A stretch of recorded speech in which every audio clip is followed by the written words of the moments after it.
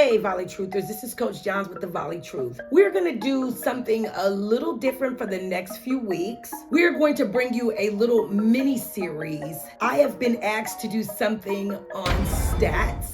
Since stats can be a daunting task for most, including me, I'm going to break these into small mini series so that maybe we can help each other out and learn together. You know, the I do, we do, you do method. So there will be 6 episodes covering attacking, setting, serving, passing, defense, and blocking. I'm going to try, but do not hold me to it, to throw in some definitions, some outcomes, stat specifics, and possible pitfalls and common misconceptions. Now, before we get into this, let's establish one thing off the bat. Volleyball is one of the hardest sports to keep stats for. Why? Well, because the game is just so darn fast. It's hard to keep up with the ball, let alone a stat. They say when keeping volleyball stats, it's best to follow the golden rule, which is to relax. Well, that's a word that doesn't even register in my vocabulary. So this is why statting is one of my weak areas. But look, I'm gonna try. So just stay tuned and let's try to enjoy this ride together. But I am not gonna leave any guarantees to this. So just bear with me and stay tuned.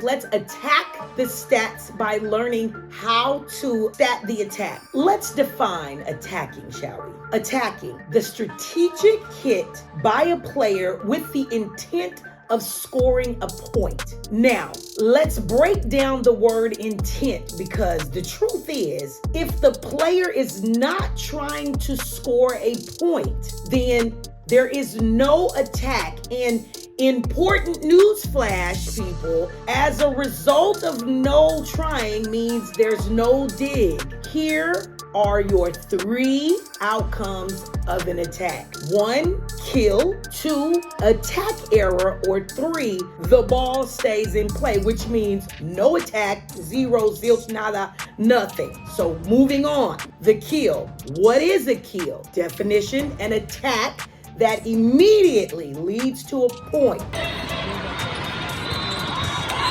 What is an attack error? Definition: an attack error is that result in a point for the other team. So the other team is going to score on this. Here are some examples of that. Ball hit out of bounds. Ball is blocked and results in a point. There you go. 4 hits violation.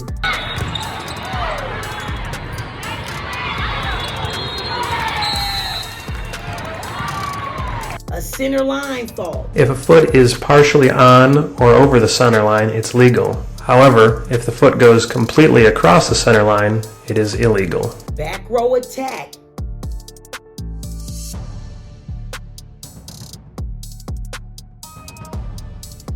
Illegal contact. The setter here tries to get to the poor pass to make an overhand set. Instead, she misplays the ball. An illegal hit for prolonged contact was called, but a double hit for multiple contacts could be argued as well. Antenna fault.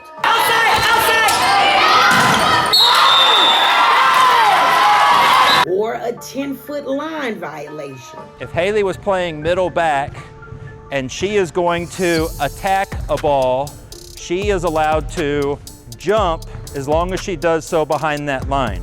An example of her violating that rule might be this. Okay, now where she planted and took off was in front of the 10-foot line, so that would be an illegal attack. What is hitting percentage? This is actually a math problem. Now, who loves math? Come on, raise your hand. Okay, here we go. Kills minus errors divided by total attacks, or K minus E /TA. You got it? Keep in mind, if a player has more errors than kills, this will be a negative number. So here's an example. Leilani has 20 kills, 5 errors, and 60 total attacks. So her hitting percentage will be 0.250. That means 20 minus 5 equals 15. 15 divided by 60 equals 2.50. So in closing out this mini series on stats attacking, here are some pitfalls to keep in mind. It is not an attack if there is a bad set, a player passes a ball over the net to keep the ball in play, free balls. They're free, so do not count them as anything. Digs to kills. If a dig flies over the net and drops for a point, it is a dig and a kill.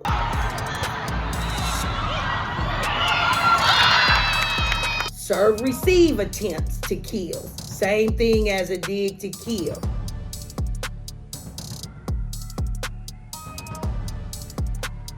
Back row blocks. Now, 90% of the time, it's a setter, and it may look like an attack. It's not. It's illegal. If Allie blocks the ball this time, since it's a joust on top of the net, okay, and both players are touching it, all right, this time, since the ball has broken the plane of the net, Allie is legal with this block. But what's illegal is the fact that Hayden, as a back row setter, cannot be involved in a joust. So this situation would be a back row block on Hayden on the left side. Kills from overpasses. These look like blocks, but they're not. They're kills. Now, here's a little word to the wise. You know you've messed up if a team or a player has more kills than attacks, or if a team or a player has more errors than attacks. Let's serve up some stats on the serve. The truth is, the number one concept in volleyball that is totally under the player's control is the serve. Let's begin by defining the serve. The serve is the initial hit of a point or start of a rally. Here are some outcomes or results that can come from the serve. Number 1, service ace. Number 2, service error. Or number 3, zero serve. What is a service ace? A serve that meets any of the following. 1, hits the floor untouched. We love this one. Number 2, contact is made, but the ball is not returnable, otherwise known as a shake.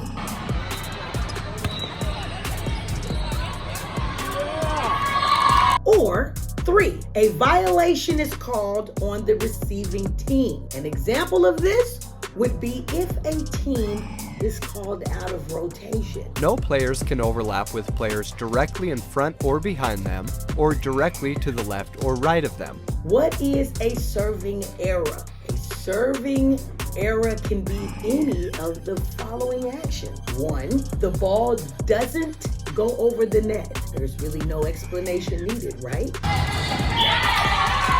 2, the ball goes out of bounds. It can go outside the antennas,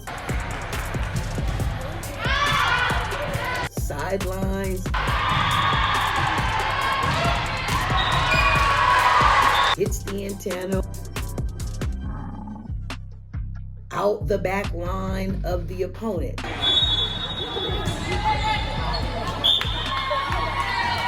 Number 3, the server foot faults. This means the server's foot touched the line before releasing the ball. When serving, your foot must neither touch the line nor your side of the court if you haven't yet hit the ball. To serve properly, your foot must not touch your side of the court. Number 4, serving team is out of rotation, meaning that more than likely the wrong server has served the ball. In the referee's opinion, the left back on the red team moved too quickly and overlapped the center back. Illegal alignment is called.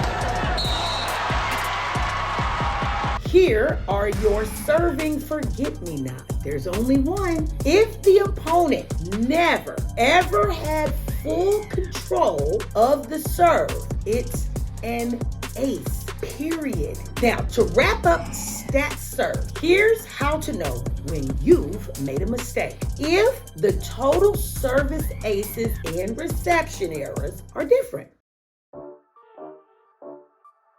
Pass the plate, please, on the passing stats. Volley truthers, let's get to dissecting the passing stats. Everyone wants to hit. But if you've been following me long enough, you know that this game is getting to the point where if you can't pass, then you will not be able to stay on the floor. So let's stat the pass. Let's start by defining exactly what passing is. Passing is the initial contact after the serve, also called the first contact. Something to remember here is that for every serve, there must be a serve reception attempt. Here are 2 outcomes from passing: reception attempts or reception errors.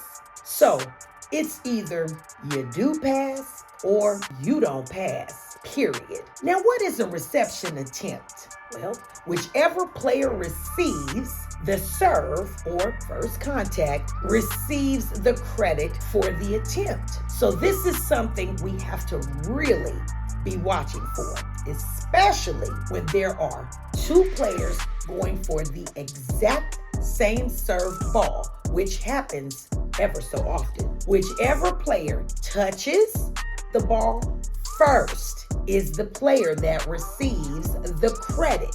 So now, what is a reception error? When a serve results in a point for the other team, a player of that team must be charged with the reception error. Here are 2 types of reception errors. First, there are individual players' reception errors. These are one when a serve hits the floor in the area of a player. And 2, when a player actually calls for the reception violation. Two-handed passes are becoming more and more common on serve-receive and receipt of hard-driven balls. If the ball is held for a prolonged period of time, that would be an illegal hit and should always be called. Then there are the team reception errors. Yes, there are team reception errors. So they really do exist. And here are 2 types of team reception errors. One, when a serve falls between 2 players, and we've all seen that. And then 2, when the receiving team is out of rotation. The beginning of each rally when the ball is served. That's when overlap rules come into play. No players can overlap with players directly in front or behind them, or directly to the left or right of them. Here are your forget-me-nots. Anytime there is a service ace, there must be a reception error. And a reception error must be charged to a player or to the team. In wrapping up this mini-series on passing, it is very important for coaches and players to understand that knowing which player was closest to the ball when it landed might be one of the hardest calls to make in volleyball. So if you are not 100% sure which player to give the reception error to, then do the safest thing and just give it to the team. I promise no one will be none the wiser. You'll be fine. Okay, Volley Truthers, digging deep into defensive stats. Let's stat defense and digs. When we think defense in volleyball, we automatically think of the floor. We want to protect the floor. Well, let's start like we always do by defining the word first. Dig. When a player receives an attacked ball and keeps it in play. Well, here are some key points. 1, a player cannot get a dig from anything other than an attack, period. Number 2, let me repeat myself. You cannot get a dig from anything other than an attack. Now, here are some outcomes. Players can have a successful dig. Players can have a ball handling error. Here are some pitfalls and downsides. 1, players cannot get a dig from anything other than an attack. 2, covered balls are not digs. I didn't know that. 3, free balls are not digs, and I did not know that. 4, there can only be 1 dig per possession. I absolutely did not know that. Come on, get up! Breathe, Phil! Lastly, watch out for ball handling errors because players will hardly ever have them when trying to dig. Surprise, huh? So was I. We have to remember, if it happens in serve receive, it's a reception error. If it happens on an attack by the other team, it's nothing but a kill for the other team. If it happens in a block, it's a block error, which we will get to that in a later episode. Here's how you know you are messing up. 1, if you find yourself giving digs on anything other than an attack. Number 2, if the team's total digs is more than the opponent's total attacks. Number 3, the team's total digs is more than the opponent's 0 attacks, or use this math equation. TA minus K minus E. Total attacks minus kills minus errors. Okay, Volley Truthers, let's block out the stats on blocking. The truth is, blocking is one of the most important concepts in volleyball, but the least trained concept. So let's jump right in with the definition of a block, shall we? A block. When a player or players block a ball that immediately leads to a point. This leads us to an immediate key point.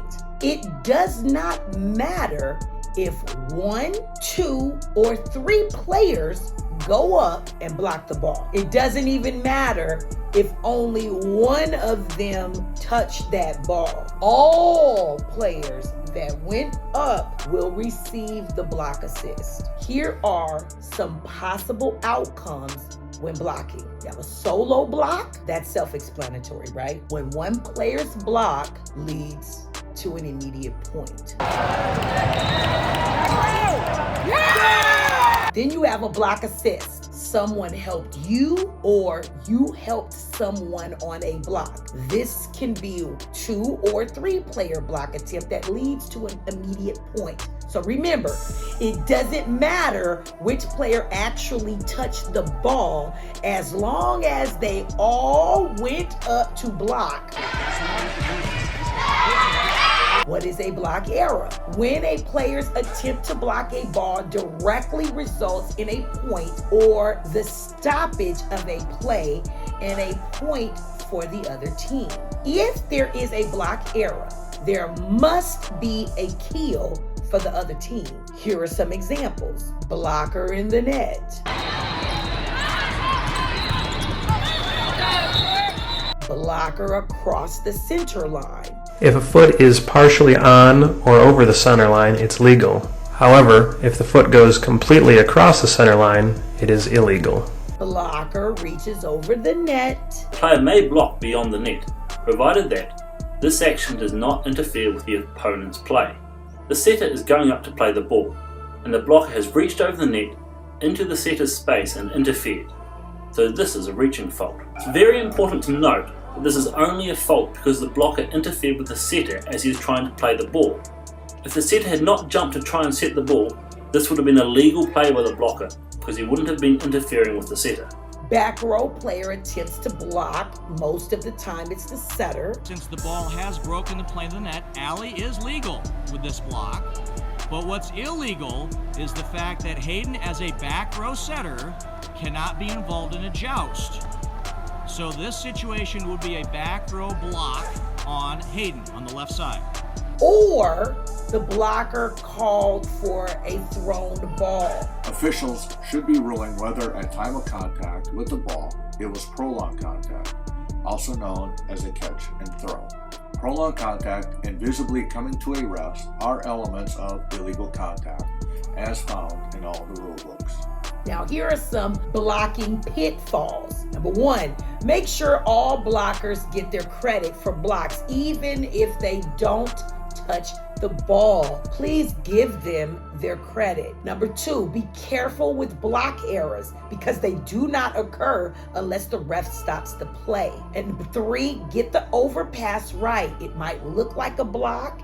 It might smell like a block. It might even feel like a block, but it's not a block. An overpass stuff is a kill. When a player stuffs an overpassed ball, it's a kill. So number four, you cannot have a block solo and a block assist on the same play. You just can't. And finally, number five, for the blocking stat, here's the formula or math equation. For a player, total block is the block solo plus the block assist. For the team, total block is the block solo plus half block assist. So here's how you know you've made some mistakes. If the team's total blocks is greater than the opponent's attack errors, or if the team's blocks and attacks are like exactly the same, they are probably like messed up as well. We are going to stat sets and assists. Let's get into it. So of course, we need to define just what an assist is. So an assist is when a player passes, sets, or actually digs a ball to a teammate who gets a kill. Here's a key point. The ball does not have to be set with the hands or even be the second contact. How can a setter or player get an assist? Well, the player, setter, gets the assist because the hitter scored by terminating the rally. Now, a setter or a player can actually get an assist error. Here are some examples. Double hit. Watch for the player in the white uniform, starting from position 1, wearing shirt number 8.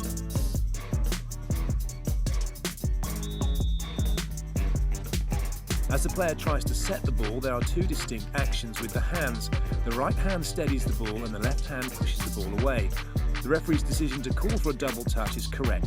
Throw the ball. Officials should be ruling whether at time of contact with the ball it was prolonged contact, also known as a catch and throw. Lifted the ball. Carrying or holding the ball or having prolonged contact with the ball is a technical foul. When you pass the ball, carry out a bump pass, or an attack, your contact with the ball must be forceful and brief. So let's note, most of the time, not all this will be called on the setter on the second contact. You have a 0 assist, which does not lead to a kill, no assist, period. So here are some pitfalls with statting setting. Don't forget your back row. Another scenario that we might see that happen is with a setter situation. So Ashton here is going to be our back row setter. Now as a setter, she releases and sets the ball from the attack zone often. If Stacy is passing the ball to Ashton, she passes the ball. Now if this ball was tight and Ashton could do nothing but maybe go up and she takes it over, that would be a situation where it's an illegal back row attack too, because she's a setter, but she happens to be in the back row right now. Any contact that leads to a kill is an assist. And remember, it doesn't have to be the second contact. Nice, me! Sets that go over the net. If it falls for a point, well, it's a kill and an attack.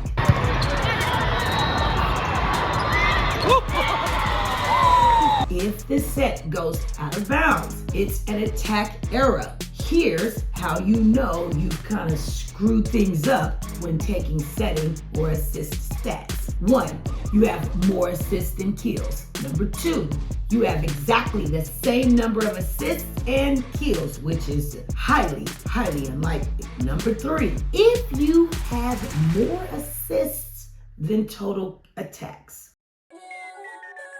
The Volley Truth would like to thank you for staying this long to close out. We have a few stat sample sheets that you might find useful, but in today's AI age, there are a few companies that will do these stats for you. But you have to keep in mind that these are computers. There could be an error that occurs simply because, for example, the hair on a player's head is too long and is covering up the number or even part of the number, which could in fact lead to giving the stat to another player with a similar number. Now, be safe out there in these volleyball streets, and if the stats get too hard, just remember to cheer and leave the heavy lifting to the pros. I do. That's all for now, but if you like the content, leave a comment below, spike the like button, and subscribe to my channel.